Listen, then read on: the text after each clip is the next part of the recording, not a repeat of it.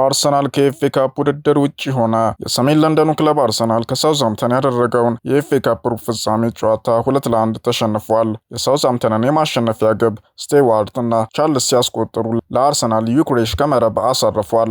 ሳውዝሃምፕተን ግማሽ ፍጻሜውን ሲቀላቀል አርሰናል ከውድድሩ ውጪ ሆኗል። መድፈኞቹ በውድድር ዓመቱ 3 ዋንጫዎችን ለማሸነፍ የሚያደርጉት ጥረት ሳይሳካ ቀርቷል።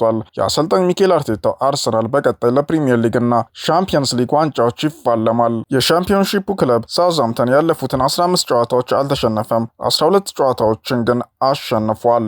ከዚህ ጋር ተያይዞ የእንኳን ደስ አላችሁ መልእክታቸውን ለሳውዝሃምፕተን ያስተላለፉት የአርሰናሉ አሰልጣኝ ከፊታችን አስደሳች ሳምንታት እየጠበቁ ነው ሲሉ ተናግረዋል። ቡድኑ በቀጣይ ለሚጠብቁት አስደሳች ሳምንታት እንዲዘጋጅም አሳስበዋል። ባርሴሎና አትሌቲኮ ማድሪድን 2-1 በሆነ ውጤት ማሸነፍ ቻለ።